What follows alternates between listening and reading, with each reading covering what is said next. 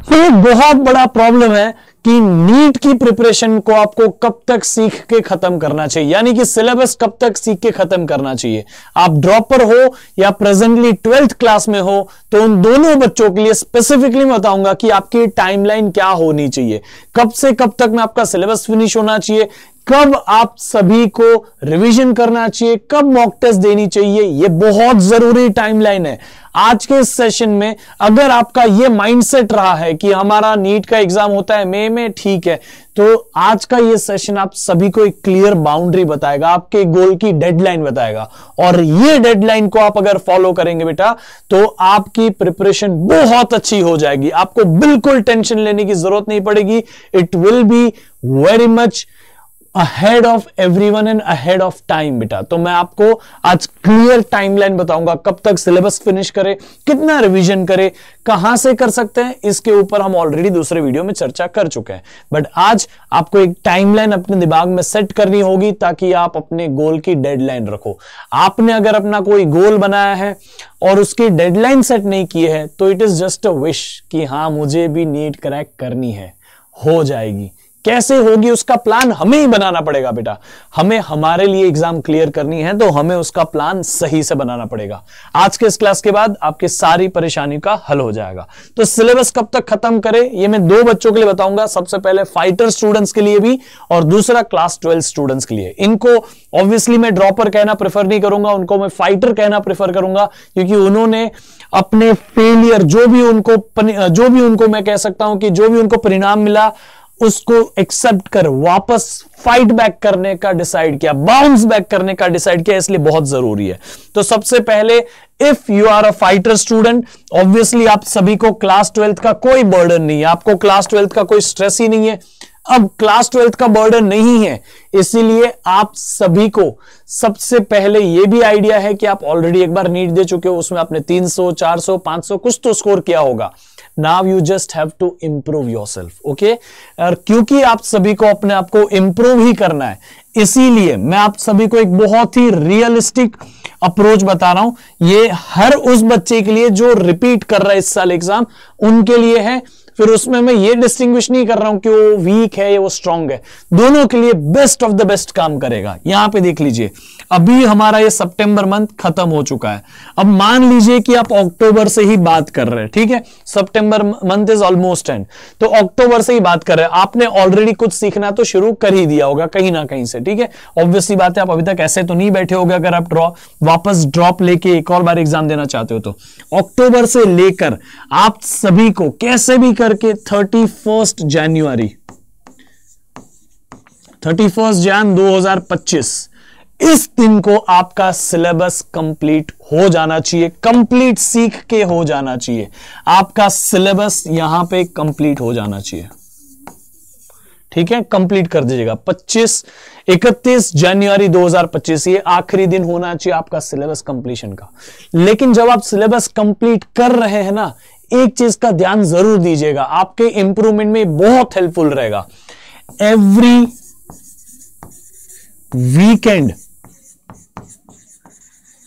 Weekend please her weekend को revision करिए। Every weekend revise. आप जो शॉर्ट नोट्स बनाओगे, क्लास नोट्स बनाओगे, उससे हर वीकेंड को, हर संडे को पूरा सिलेबस रिवाइज करने की आदत डालिए। This is going to help you lot बेटा। ये चीज करते रहिएगा।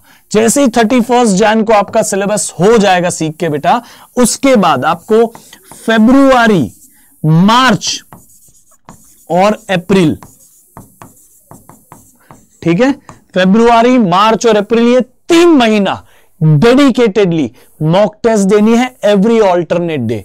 आपको कंप्लीटली यहां पे 90 डेज मिल जाएगी। अब आप बोलोगे सर फरवरी में तो 27-28 दिन होता है, आप कैसे बोल सकते हो कि यार यहां पे 28 डेज होते हैं, आप कैसे बोल सकते हो कि हमें पूरा 90 डेज मिलेगा? बेटा मई में 4, 5, 6 कुछ ऐसी तारीख को एग्जाम होगी ना, वो 2-3 दिन का गैप पूरा हो जाएगा।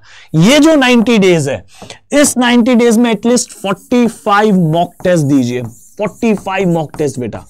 आप एनबीटीएस भी लोगे ना, एनबीटीएस में जरा 62 मॉक टेस्ट, तो 62 है तो 60 आप दे सकते हो आराम से। 90 दिन में 60 टेस्ट तो आराम से दे सकते हो बेटा, अच्छे से प्लान करके आप दे सकते हो। तो मैं तो आपको उसकी हाफ ही कह रहा हूं, एवरी ऑल्टरनेट डेज दोगे तो भी, हर ऑल्टरनेट डेज मॉक टेस्ट दो।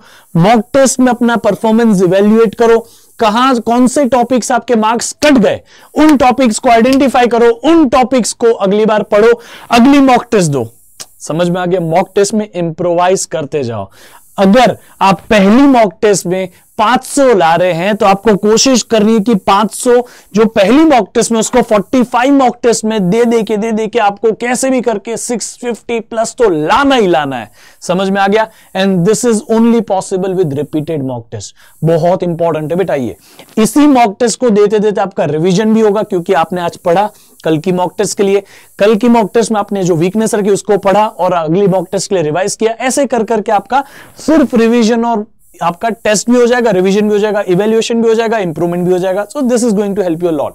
ये आपकी टाइमलाइन होनी चाहिए बेटा, इससे आप पीछे मत जाइएगा बेटा। आपको लगता है इससे कुछ आगे पीछे होकर आप फरवरी में खत्म कर दोगे सिलेबस, मार्च और अप्रैल 2 महीने सफिशिएंट है? कोई भी बच्चा जो गवर्नमेंट मेडिकल कॉलेज में जाना चाहता है उसको इतना समय चाहिए ही चाहिए। This is the perfect thing. इसको कम मत करिएगा, हो सके तो जनवरी के पहले सिलेबस कंप्लीट करने का ट्राई करिए, लेकिन सिलेबस कंप्लीशन अच्छे से करिएगा, ठीक है?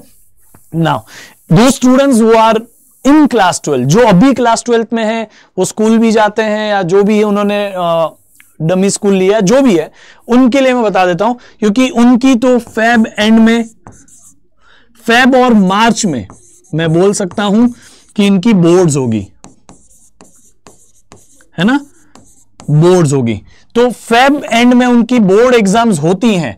इसीलिए उनको क्या ध्यान देना है? सबसे पहला, उनको जो सिलेबस सीखना है सब कुछ दिसंबर तक कंप्लीट करना है। उनको अभी दिसंबर के पहले सिलेबस कंप्लीट करना ही पड़ेगा, जितना हो सके उतना। एटलीस्ट बोर्ड्स का सिलेबस तो खत्म करना ही पड़ेगा। दिसंबर, मैं यहां पे लिख सकता हूं 31 दिसंबर,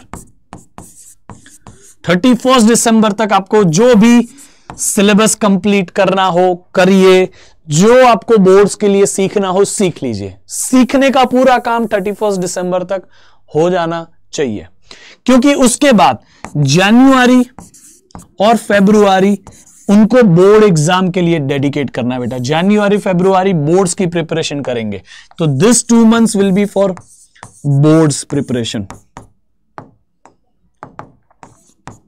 ये 2 महीने आप बोर्ड्स की प्रिपरेशन करिए। समझ में आ गया? This 2 months will be dedicated for only and only board exams. अब जैसे ही आप इन 2 महीने में बोर्ड एग्जाम्स का कवर अप कर लेंगे, फरवरी को आप खत्म कर देंगे, फरवरी में आपकी बोर्ड एग्जाम्स चालू हो जाएगी, मार्च में खत्म हो जाएगी, तो मिड मार्च में मोस्टली आप फ्री हो जाओगे। मिड मार्च और अप्रैल, मिड मार्च अप्रैल, ये 2 महीने, मतलब मैं आपको कह सकता हूं कि आपको कुछ सिर्फ 45 डेज ही मिलेंगे, 45 डेज ही मिलेंगे, सिर्फ यहां पे 45 डेज मिलेंगे। अब ये 45 डेज में कैसे भी आपको 45 टेस्ट देनी है। समझ में आ गया? You have to give 45 mock test बेटा, there is no other option. 45 mock test every day. Mock test का टाइम डिसाइड कर लीजिए। रोज दोपहर को 2 बजे से 5 बजे तक आप एग्जाम देंगे, रोज दोपहर को फिक्स कर दीजिए, या रोज रात को 9 बजे से 12 बजे तक आप एग्जाम देंगे, फिक्स कर लीजिए। उस हिसाब से अगले दिन पूरा पढ़िए, रात को मॉक टेस्ट दीजिए, अगले दिन पूरा पढ़िए। मॉक टेस्ट आपको, सुनो मेरी बात, आपने दिन भर पढ़ा, प्रिपरेशन की, रात को मॉक टेस्ट दी, उसको मॉक टेस्ट को जल्दी से इवेल्युएट कर लीजिए, क्या स्ट्रॉन्ग पॉइंट है, वीक पॉइंट है, how to evaluate mock test. मैं ऑलरेडी वीडियो बना चुका हूं, थोड़ा ही नीचे दिखेगा, जरूर देख लीजिएगा। मॉक टेस्ट का एक परफॉर्मेंस एनालिसिस का पीडीएफ भी है, मैं ऑलरेडी टेलीग्राम पे शेयर कर चुका हूं। इफ यू वांट इट तो ज्वाइन द टेलीग्राम चैनल, आपको मिल जाएगा। बाकी बात यहां पे है कि रात को आपने मॉक टेस्ट दी, उसको इवेल्युएट किया, अगले दिन उस इवेल्युएशन के हिसाब से वापस उसको करेक्ट किया सुबह में, फिर वापस प्रिपरेशन की, वापस रात को मॉक टेस्ट दी। ऐसे कर करके आपको करना पड़ेगा। अब आपको शायद यहां पे थोड़ा सा ऐसा लगे, सर जिन्होंने वापस ड्रॉप लिया है उनको तो सर 90 दिन में 45, और हमारे ऊपर कितना प्रेशर होगा। उन्होंने 1 साल अलग से निकाला है, उनके लाइफ का एक एक्स्ट्रा ईयर वो दे रहे हैं इस प्रिपरेशन में बेटा। You have to give it with boards. आप अभी क्लास 12th में हो, उनका 1 साल, आपसे वो 1 साल बड़े हो चुके हैं, आपको 1 साल की कम उम्र में ये करना है, लेकिन अगर आप ये करने में सक्सेसफुल हो गए, आपको कैसे भी नीट निकल जाएगा, गारंटेड है बेटा। आपका बोर्ड्स भी अच्छे से निकल जाएगा, क्योंकि मैं बोर्ड्स के लिए भी आपको समय दे रहा हूं। आपको यहां पे 2 महीने ऑलमोस्ट बोर्ड्स के लिए मिलेंगे, यानी ऑलमोस्ट 60 डेज फॉर बोर्ड्स। वो बोर्ड्स की प्रिपरेशन भी तो आपको नीट की प्रिपरेशन में हेल्प करेगी, है ना। तो इस तरीके से आपको सिलेबस को कंप्लीट करते हुए ध्यान देना, ये टाइमलाइन को फॉलो करिएगा। इस टाइमलाइन को फॉलो करते वक्त में एक चीज याद रखिएगा, आपको रोज डेडिकेटेडली प्रैक्टिस करना ही करना है। आप 12th में हो, ड्रॉप लिया है, कुछ भी हो, रोज आपको कैसे भी करके पर सब्जेक्ट 50 क्वेश्चंस करने ही करने हैं, ठीक है। इसमें कुछ कंसेशन नहीं है। अगर आप क्लास 12th में हो तो क्लास 12th में आपकी बोर्ड्स की प्रिपरेशन को आप नीट की प्रिपरेशन के साथ मर्ज करिए। पूरा क्लास 12th का सिलेबस जो है वो 60% वेटेज देता है नीट की एग्जाम में। But ultimately what we do not understand और what we ignore the fact is कि हम कंसेप्चुअली अगर 12th का सिलेबस सीख लेंगे ना, नीट का सिलेबस भी हो गया है। We don't need to learn separately हमें सिर्फ वो डेफिनेशन याद करना है, आंसर राइटिंग कैसे करनी है, स्टेप बाय स्टेप कैसे जाना है, उतना ही सीखना है। It's just a process.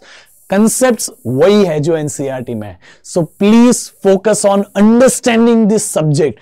12th में अच्छे से सीख लो ताकि नीट में वो आपको काम आ जाए। समझ में आ गया?